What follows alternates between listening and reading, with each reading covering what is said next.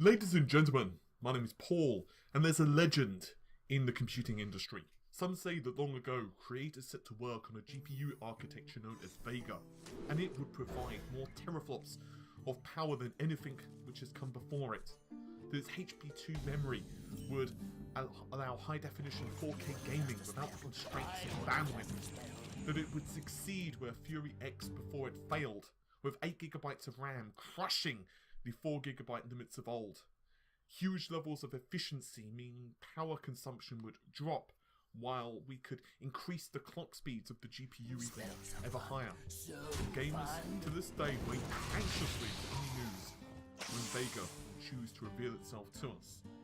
Perhaps I slightly oversold the intro, but still, I think it's fair to say that few GPUs in the history of computing has been so anticipated as Vega. Pascal certainly had a lot of anticipation going into it, and certainly Maxwell before it from Nvidia, and we all know the legendary level of excitement from 3DFX's Voodoo 5 series, which was rather ill-fated to say the least.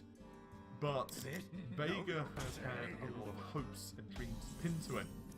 So it's very interesting, just on pretty much the eve now, just a few days away before AMD officially show us everything that has been hoped for, theoretically, with Vega. Of course, at CES 2017, a word cloud can, or rather could, be found at AMD's official VE.GA website. Now this word cloud hints at what we may see inside of the graphics card. It's a buzzword, and it has various terms like 2 times peak throughput per clock, 4 times higher power efficiency. It says next generation compute engine, draw stream bidding rasterizer, Vega NCU, which we're assuming stands for next compute unit high bandwidth controller, and 512 terabytes of virtual address space.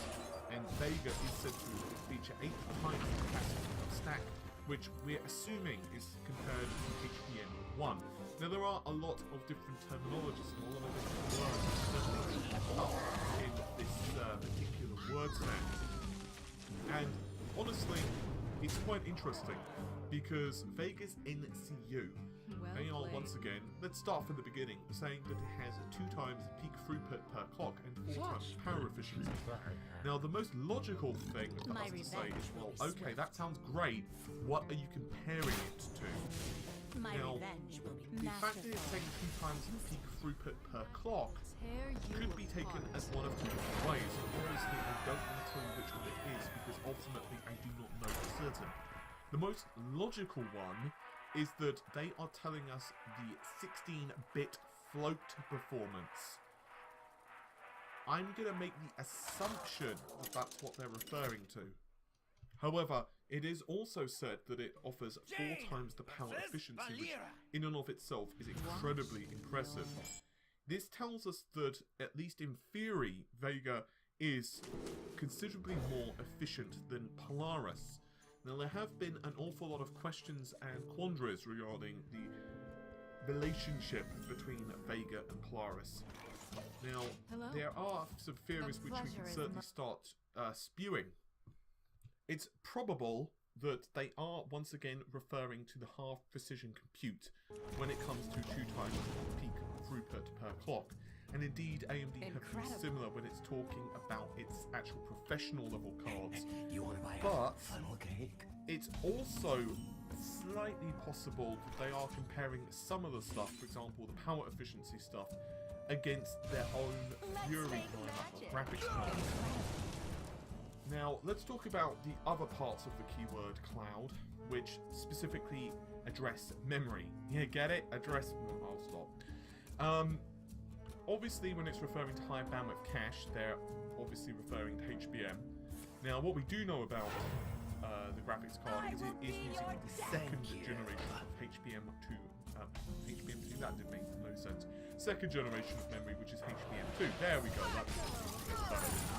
Now, the 1st generation of HBM, which once again was originally found in AMD's Fury series of graphics cards, featured just 1 GB capacity per stack, and therefore they had 4 stack high, so there were 4 of these little stacks, each offered 128 gigabytes per second bandwidth. So you're looking at 512 gigabytes per second memory bandwidth for 4 gigabytes of memory, which isn't terrible for the time the card was released, but even then, 4 gigabytes wasn't necessarily what you were expecting for a very high-end card. The 512 gigabyte memory bandwidth though was pretty impressive. Second generation is very different. Its stacks can come up to 8 gigabytes and up to 256 gigabytes per second of memory bandwidth. Now, from what the rumours were, and obviously I don't want to tell you this is the truth because I could be speaking bollocks, but the rumours were that a few different websites or a few different people basically spoke to some AMD employees who were on the floor, not literally on the floor as in they were laying there because they were tired, we're talking, walking around, and they let slip that the card that was being demoed actually featured just two 4 gigabyte HBM2 stacks. This meant that total you were looking at 512 gigabytes of memory bandwidth, because each of these stacks once again was 256. Meanwhile, the Radeon Instinct M525, which is a bit of a cumbersome name, but there you go, is also based upon the Vega architecture. That's 100% confirmed, and it features 16 gigabytes of memory with 512 gigabytes per second memory bandwidth. So what's probably happened is that it's a 2-stack high card, but what they did basically is just use higher capacity, higher density stacks, which makes a lot of sense because ultimately for 2017, which is still weird for me to say by the way, 8 gigabytes is probably going to be enough for the foreseeable future, and I'm going to make the assumption that jumping to 8 gigabytes per stack is going to become quite prohibitively expensive. Well played. And once, just so you all know, HBM connects via the GPU with a 1024-bit memory controller. So, considering the HBM2 is clocked about twice the speed of the first generation HBM, which is double the bandwidth. It's quite weird though, the fact that they're talking about the 512 terabyte virtual address space. Now, that isn't really, as far as I can understand, I have not seen any references to what they're referring to with that. And it's so ambiguous, I don't want to really have any guesses. It's possible that that's going to be like swapping data in and out of the cache somehow or another, but how the virtual memory works, like, are they referring to the possibility, like your card can possibly handle this stuff, or it does, and how does that work? I've no idea, so I really want to know that. But anyway, so Vega, of course, we've seen a couple of demos for, one of which was demoed officially, one, well, not so officially.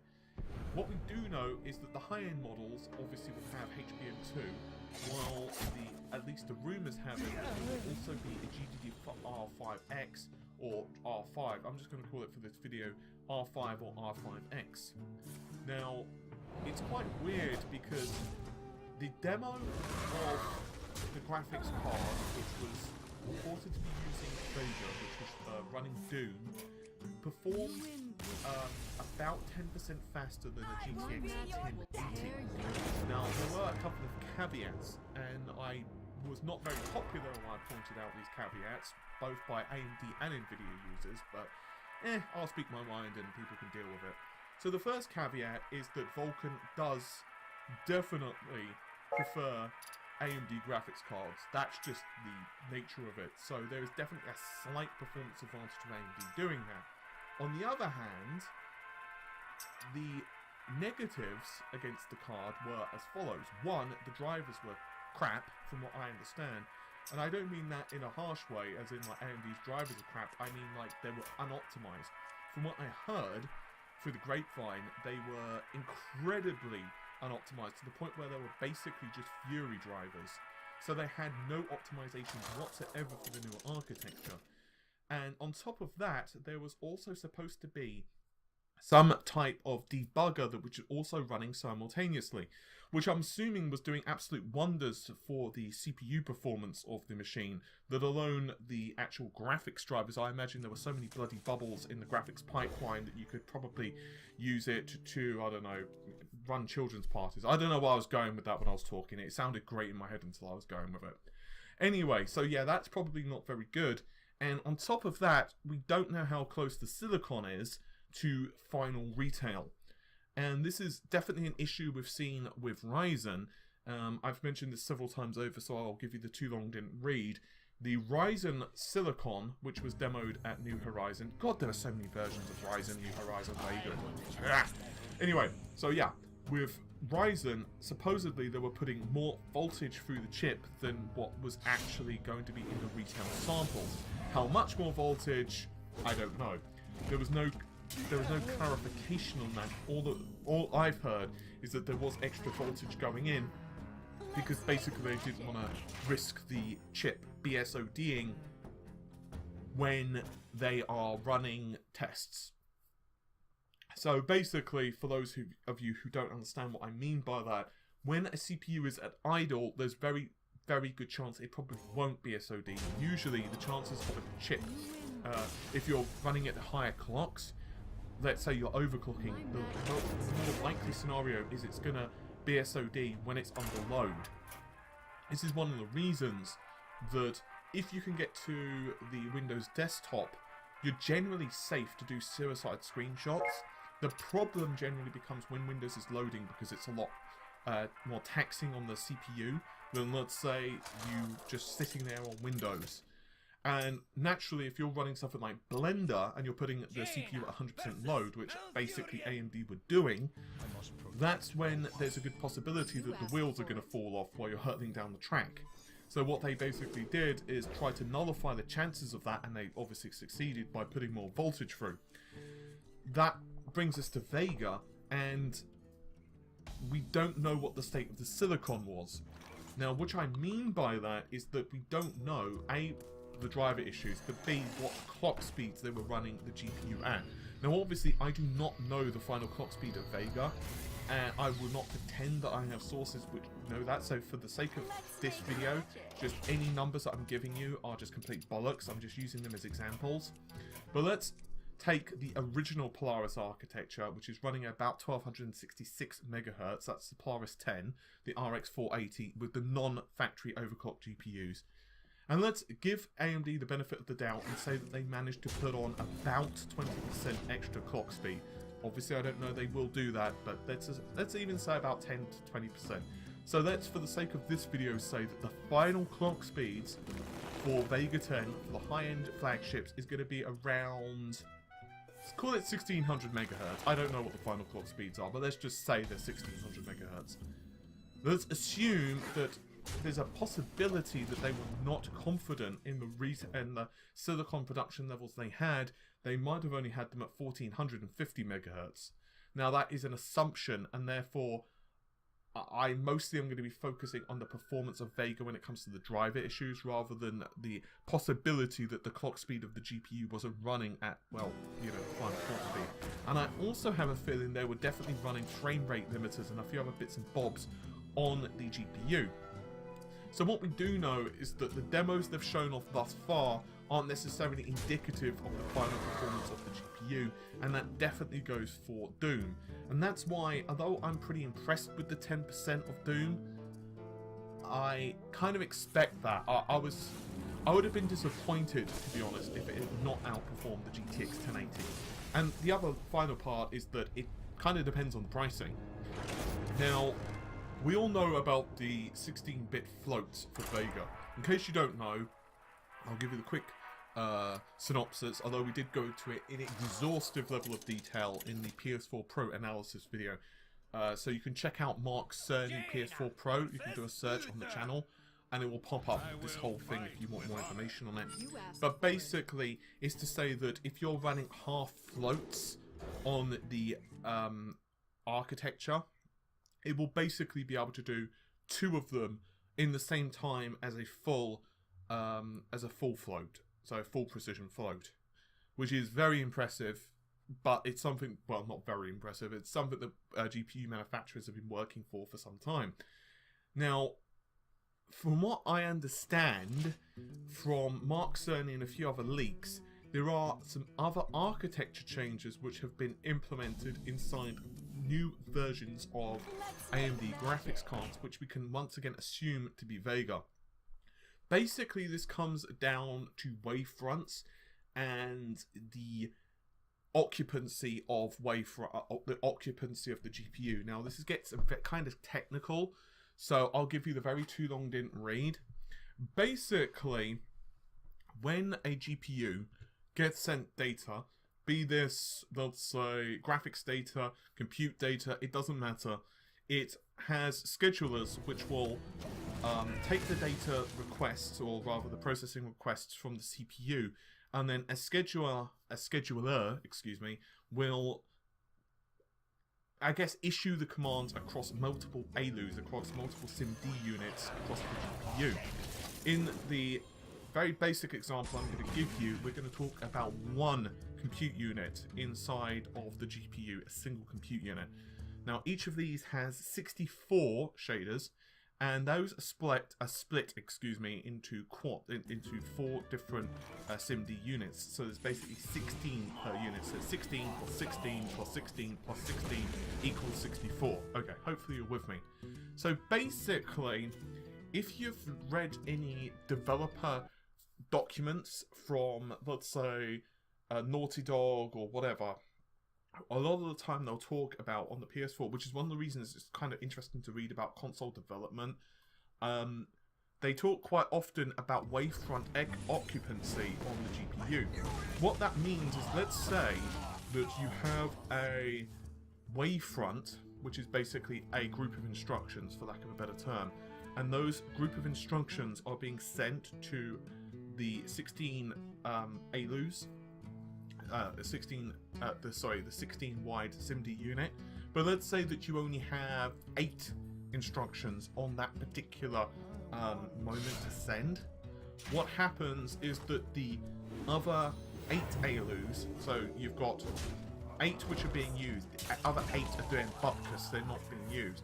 Now, in reality, the higher the performance of your GPU in terms of 100% maximized, in other words, the fewer bubbles in your graphics pipeline there are, the better, because that means that the GPU is working as close to 100% as possible.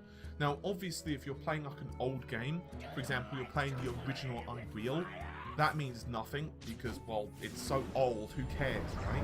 If you're playing something that is demanding, let's say Doom 2016 or whatever, especially at high resolutions and everything else at like max, that makes a difference, because what starts happening then is you're essentially crippling your computer. Yeah, well, you're not, but the application itself is. Now, from what I understand, and once again this is a rumour, there's a bit of a difference. What happens in NCU, which, remember, is the supposed new architecture inside of Vega, Well played. it actually is much more efficient at scheduling work across it. So, for example, it will be able to, I guess the best way of putting it is that it will be able to match instructions based upon the occupancy of a particular ALU. Of course, most of the stuff, unfortunately, is a lot of rumours and a lot of speculation. My gut feeling, however, is that Vega is going to be a lot faster than what AMD currently have out there, because ultimately they don't have high resolution. My problem with Vega is never Well played. AMD in isolation, it's always how is it going to compare when it comes to Nvidia. Now, we do know that there is that clock which is counting down for Nvidia's own CES event. We can only presume they're either going to show the Pascal refresh, which we know they are working on, because, well, A, there's been a couple of quite well-known leakers which have said they are doing it. B, they have nothing else, because it goes Pascal, then Volta, but Volta is not being released for quite some time. And I don't think, no matter what they do, no matter what products they release, Pascal, the current Pascal, there's enough out there to really compete long term if AMD really managed to ramp up Vega. With that said, it all comes down once again to the beautiful things known as pricing. versus competition. And right now, AMD have made a lot of strides in being competitive. One of the big examples I can use is Relive, which is their Crimson Relive, which is their new driver suite. I've often said one of the big advantages NVIDIA have had up until recently was the fact that shadow play existed. Now, that's not a huge deal if you don't do much capturing of gameplay, but if you do, NVIDIA were just the better option. Unless you have a separate capture rig, it was just a lot easier to use shadow play. But now with Relive, that's no longer the case. And AMD, you could see them appealing to streamers at the New Horizon event. They constantly banged on about streaming and, you know, gaming and, you know, all of this stuff. And it's obvious that's because they know that that's an area that they kind of lacked in before. And AMD's drivers as a whole have made some really significant leaps over the past several months. And I've said it before, and I'll say it again and again and again. The drivers which were released originally for the Polaris lineup, specifically I'm going to focus on the RX 480 for a moment, weren't bad, but they weren't optimized to the levels they should have been. Now you're looking at about 5 to 10% extra performance for 4 different games. Anyway, I could talk a lot more about the tag word cloud, and we could start doing a lot of analysis on it, but I don't think it's worth doing because, for example, we've talked a lot about primitive shaders, draw before in the PS4 thing, but what is next generation compute engine? What is rapid packed math? What is draw stream binning rasterizer? Now, I could do a lot of research and possibly start putting something together, but it's possibly going to be somewhat inaccurate. So I would say for this, it's probably better to wait until AMD officially announce this stuff. But I am very interested. You have tickled my interest, AMD. Ultimately, is it going to be worth it? Who's going to win CES 2017? Well, tune back in about 3 days' time. Anyway, hopefully you've enjoyed the video. I'm going to see you all soon. Take care of yourselves. Bye for now.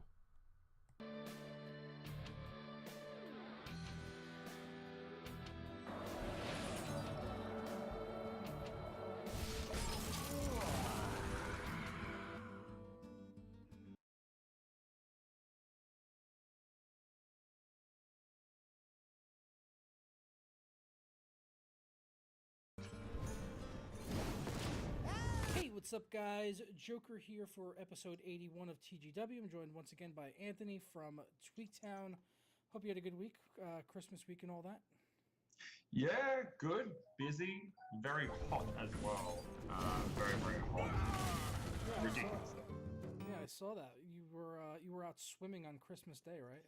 Yes, it was.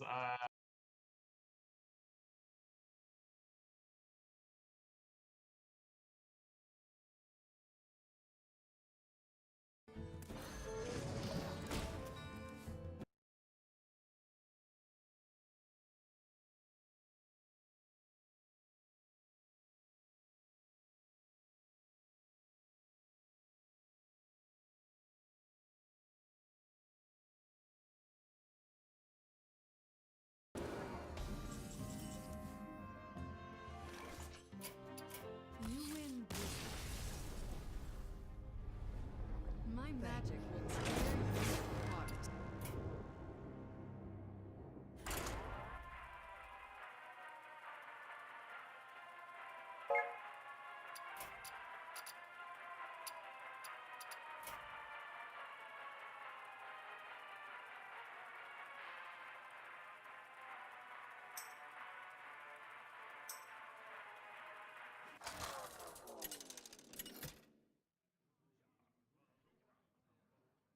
Jaina versus Gul'dan. Your soul shall be mine! You asked for it.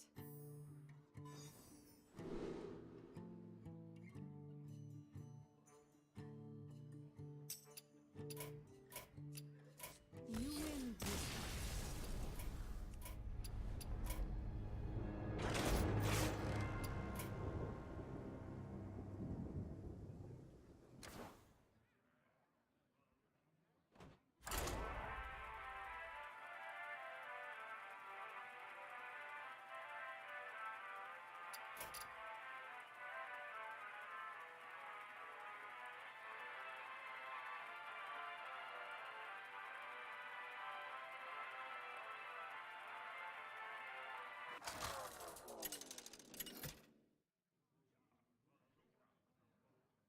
Jaina versus Garrosh. Victory or death! You asked for it.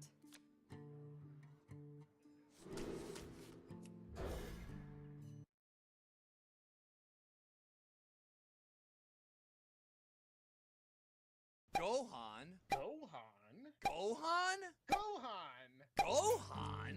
Gohan! Gohan?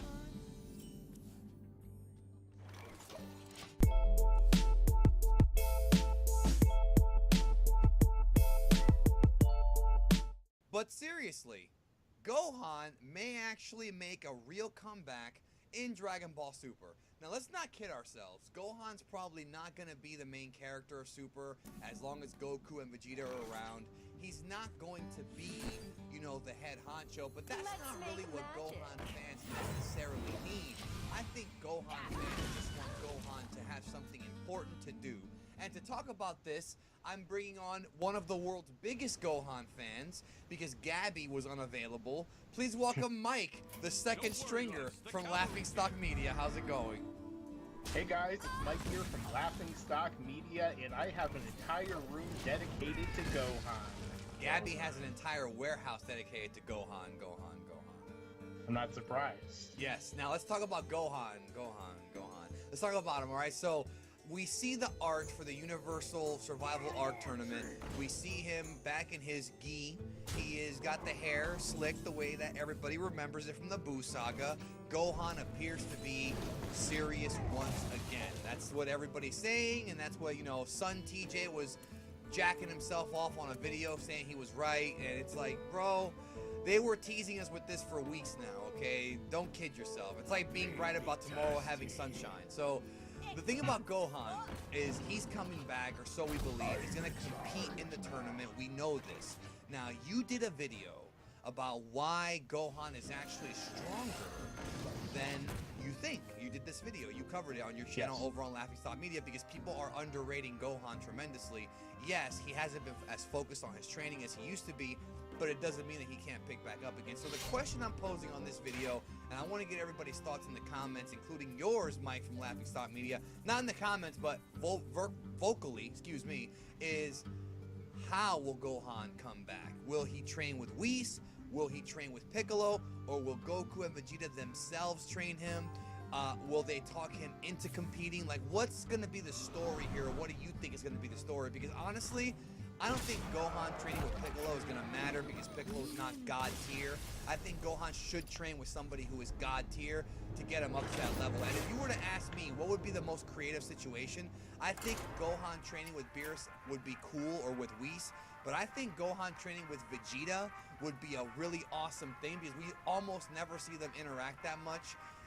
Just a little bit in Dragon Ball Z here and there, but they don't really have that bond, and it would be cool to create some kind of like uncle-nephew bond with Vegeta and Gohan, but maybe I'm projecting here. What do you think?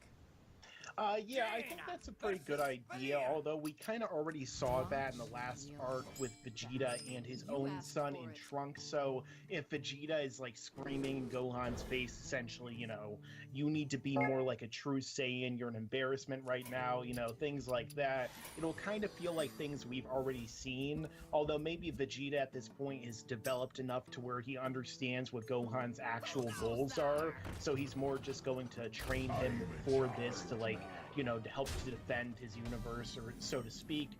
But I feel like maybe even training with Goku would be a good idea. I mean, if we remember, Goku was kind of the one who propelled Gohan to his absolute, you know, maximum in the Cell Saga. You know, he's the one who trained him to become, you know, a Super Saiyan in the first place. He's the one who gave him the motivation. I mean, I wouldn't say just basically take that from the Cell Saga and have him go into the chamber again and do it all over again. But I mean, it pretty much worked the same way. Now, obviously, training with Whis would be a really good idea, but I feel like Goku would be better because of the fact that, like, even though Whis is stronger than Goku, Goku already knows what it's like to become Super Saiyan Blue, so he could basically teach Gohan, because Gohan has, like, the same physiology, how to unlock these transformations, and just look how powerful Trunks got trained with Vegeta. Exactly, and that's the thing, is that future Trunks showed so much potential in his arc to the point where it didn't even make any sense. We would think, right, we would presume that Gohan has that ability as well, because he is also a half-breed, and he's always shown himself to be able to have, you know, higher planes of power based on his rage and based on his genealogy. Now, that being said, do you predict that Gohan will achieve some kind of god form? Do you predict that he may achieve the form that Trunks achieved? Do you think that just Gohan in his ultimate form is enough? Like, what do you foresee any transformations for Gohan in the near future in this arc? I know a lot of fans want it to happen, and it certainly would work well for toys and video games, but I mean, what do you think? I mean, in terms of that, I feel like with Gohan, I don't really know if I necessarily want him to have transformations. I mean, sure, Gohan as a Super Saiyan Blue would look cool, you know, like, he would have that god key, he would have all that power. But at the same time, I feel like the whole thing with Gohan having that ultimate show transformation or just state is essentially that it's, you know, using all of his power without a transformation, so it doesn't, you know, use up the energy like Super Saiyan Blue and all the other forms are really said to. So it would be interesting if maybe Gohan finds a way to, like, infuse his base with God Ki to where he doesn't even need to transform to use his full power. Now, will that really happen? I don't know. I feel like maybe Toei will just give him the transformation. Maybe they'll give him the same one that Trunks had, because that one seems pretty powerful, but do I know if they'll really give him one? I mean, you know, just as a Gohan fan, I'm sure it'll look cool, so if they do it, I'm sure I'll be on board. Yeah, there's not much to say about this topic right now. We're going to, of course, talk more about it as we approach. I was just wondering how Gohan can be put back into the limelight as far as training goes. So let us know your thoughts in the comments. Do you think that Gohan can come back with training with Whis? Do you think that that's what's going to happen? Will Whis and Beerus accept him as another trainee? Or will Goku and Vegeta take it upon themselves to train him? Or maybe he'll get some other training from some character that we haven't been introduced to yet. Who really knows? But I want to know what you guys think in the comments. And of course, check out Mike from Laughingstock Media. And hopefully in the next arc, Gohan will be involved in a love triangle with Vados and Videl, and that'll be a really interesting arc to see. I don't think Gohan's the right character for that, but... Yamcha, then. There you go. Same. Yamcha in a love triangle with Vados and some other god from, like, Universe 2 or some shit who looks like Bulma. I don't know. Things can get wacky, so... What about Goten? Oh wait, never mind. He doesn't exist. Who the hell is Goten? I think he was the villain of the last arc, maybe. Let's go do a video about Goten and Trunks coming back, or not being in the tournament, even though we're gonna figure out why when it comes out. Oh yeah, that we sounds could, like a great idea. We could do a video about if they're gonna get a new transformation, because you know we do that every arc too. Why not? Screw the if. We'll say that they're getting a new transformation, and it's confirmed by Akira Toriyama in this interview I literally just wrote off the top of my head. And let's make sure we use fan art for the thumbnail. Sounds like a plan. That sounds like a plan. Views, views, views. Gohan, Gohan, Gohan. Gohan? I'm leaving all this in, by the way. Gohan. All right, we'll let us know your thoughts in the comments. We'll catch you down the road.